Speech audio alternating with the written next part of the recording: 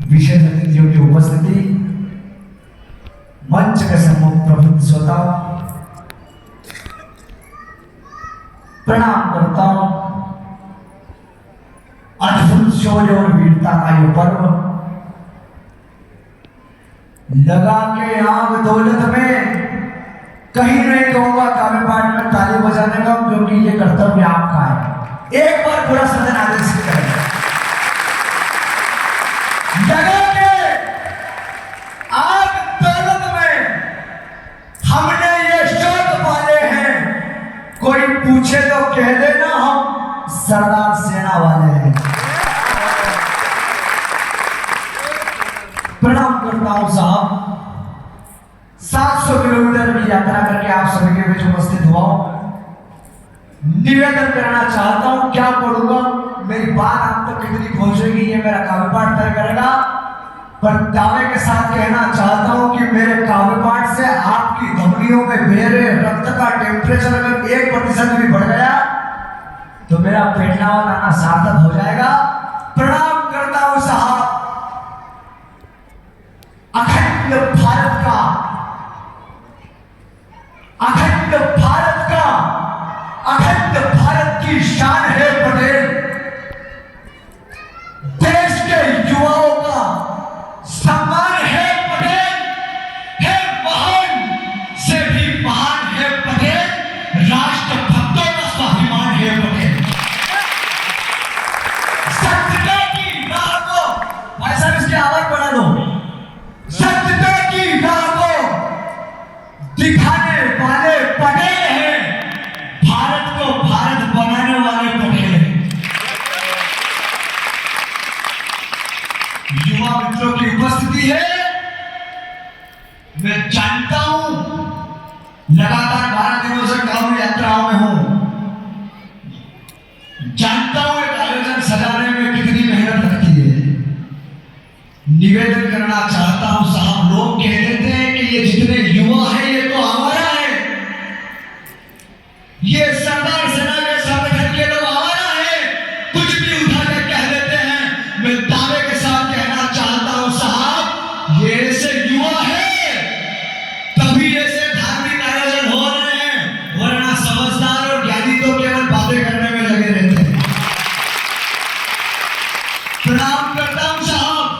देश का विवेक और ज्ञान कैसा हो गया है, प्राचीन गीतों सा अब गान नहीं मिलता, भूल गए बातों को, जंगल की रातों को, देश में रहना स्वाभिमान नहीं मिलता और जीवन को त्याग दिया राम जी की भक्ति में, अंजलि वो पत्र हनुमान नहीं मिलता। अरे देश की विभिन्नता का प्रमाण कहां खो गया है, विश्व गुरु वाला हिंदुस्तान नहीं मिलता। कहां खो गया साहब मेरा प्यारा हिंदुस्तान। लोग कुछ भी उठाकर कह देंगे और हम सहन कर लेंगे। युवा मां भारती के पुत्र सीना तान लड़ने वाले हैं, हमेशा राष्ट्र की रक्षा के लिए सदैव सन्मुख बढ़ने वाले हैं। और इन्हें आवारा कहने वालों जरा यह भी सुनते जाओ, ये गुलाब से नहीं तलवार से प्यार करने वाले हैं। गद्दार तुम भारत के प्रेम से समझ लो, हम भी घरवार को उजाड़ना है जानते, पीठ पीछे वार करना इसी का है तुमने, गर्दनों को तुम्हारी मरोड़ना भी जानते, और साहस कुछ भी नहीं स्वांसियों का पास, हम जिंदा धरनी में गाड़ना भी जानते।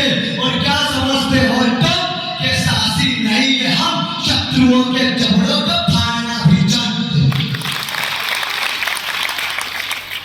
माताएं बहनों की उपस्थिति है साहब, प्रणाम करना चाहता हूं। आप अपनी बेटियों को धर्म ज्ञान दीजिए, जी बेटियों की अनुपम कहानी हो जाएगी। शास्त्र ज्ञान साथ साथ शस्त्र ज्ञान दीजिए, हाड़ा रानी सी इनकी जवानी हो जाएगी। एक हाथ में कलम, दूसरे हाथ शस्त्र हो, हथियारों में प्रकट भवानी हो जाएगी। और संस्कार आपने पूर्वजों के दीजिए, आपकी बेटी रानी मर्दानी हो जाएगी।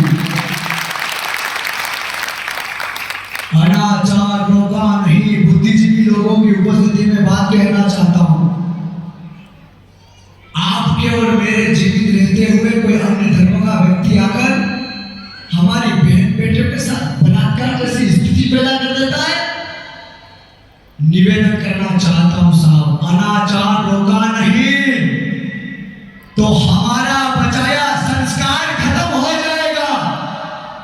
आपके मन में थोड़ा आक्रोश होगा तो दुराचार खत्म हो जाएगा और सड़कों पे आपकी बेटी मरेगी नहीं, शर्मसार खत्म हो जाएगा।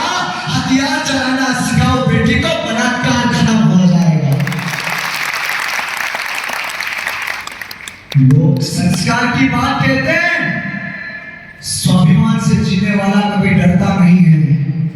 प्रेम से समझोगे, लोग इस भ्रम में है कि भारत देश कुछ भी नहीं कर सकता। बड़े लोगों की उपस्थिति में कहना चाहता हूं साहब, हमें राम सा प्रेम है तो लक्ष्मण सा क्रोध भी है और हम माला और भाला दोनों रखने वाले लोग हैं।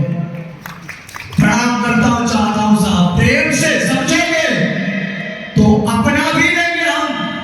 अभिमानी दुष्टों को ना नील दिया जाएगा। लड़ते हैं और लगाते हैं जान दांव पर, हारेंगे तो निकाल कर जमीन दिया जाएगा।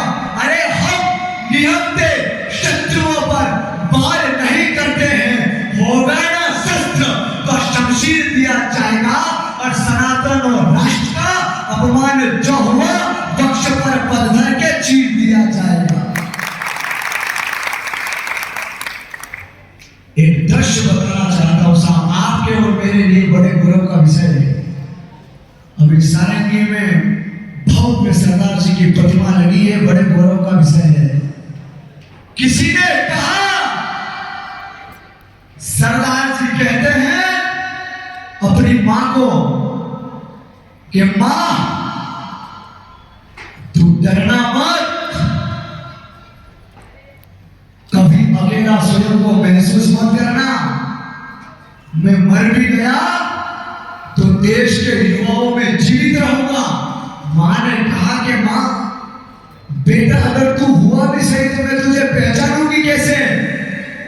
सरदार जी कहते हैं किसी युवा में सनातन और राष्ट्र की रक्षा के लिए जिसके मन हृदय में आग उगल रही हो, जो समाज और राष्ट्र और धर्म को एक करने की सोच रहा हो, समझ लेना मां कि उसमें तेरा सरदार जिंदा है। लाड लाहू माका में खेतों पे जाना, अनुभव कार्य करना, सुखद फलों का चित्रण सजाए रखा है। पानी का भरना, अपने बच्चों को पढ़ाना, सेवा करना, पति धर्म निभाए रखा है। अरे तलवारें चलाना, धर्म ज्ञान भी देना, अद्भुत यज्ञ कलाओं को दिखाए रखा है। अरे बातें भी क्या करूं मैं, गांव की माता नारियों की, देश की प्रथा को जिसने बचाए रखा है। किस संकल्प से आपके बीच उपस्थित हुआ हूं, पेटलावत की इस धरती पर खड़ा हुए मैं बात कहना चाहता हूं। प्रतिमा लगाने से और इसे आयोजन करने से केवल काम चलने वाला नहीं है, सरदार जी के आदर्श पे चलना पड़ेगा। घर में बैठे रहने से हिंदू राष्ट्र बनने वाला नहीं है, माफ करना। बागेश्वर धाम सरकार का प्रण पूरा करके दिखाना है। साथ दे दो धीरेन्द्र जी का, हमें हिंदू राष्ट्र बनाना है। निवेदन करना चाहता हूं साहब, एक उम्मीद है मेरे मन में, विश्व में खुशहाली छाए, हर मां का लाल देश के लिए अपने फर्ज को निभाए, वेद पुराण गीता ज्ञान प्राप्त कर, अपनी संस्कृति बचाए, इतिहासों का ज्ञान प्राप्त कर, समझे और समझाए।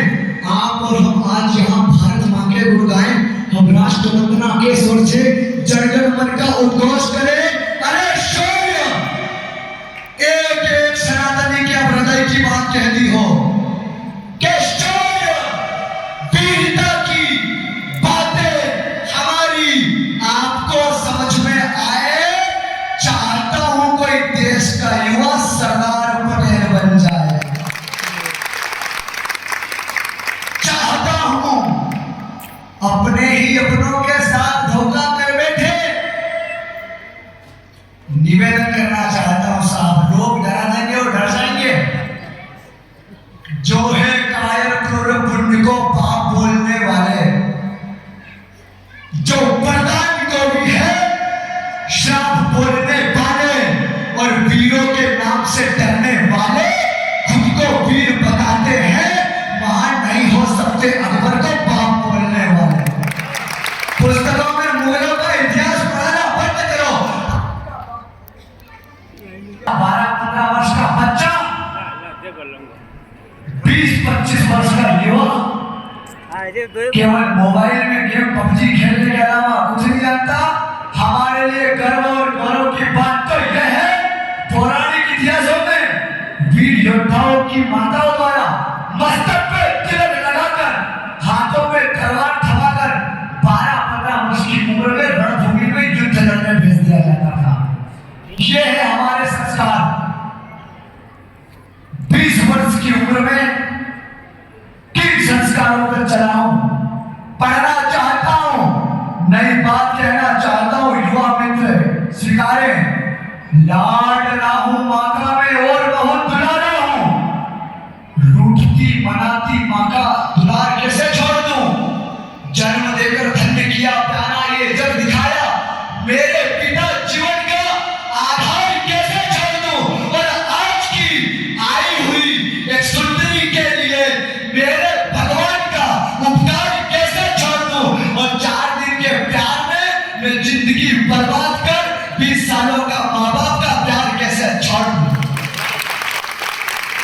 अरे निभाते बुद्धिजीवी लोगों की उपस्थिति है, निभाते आए वर्षों से निभाते।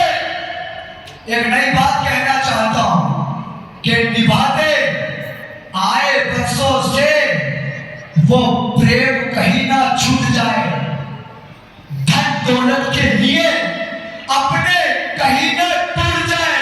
अरे बंटवारे के समय एक बात याद रख लेना, बस 4 फीट के चक्कर में माँ बाप कहीं ना रूठ जाए।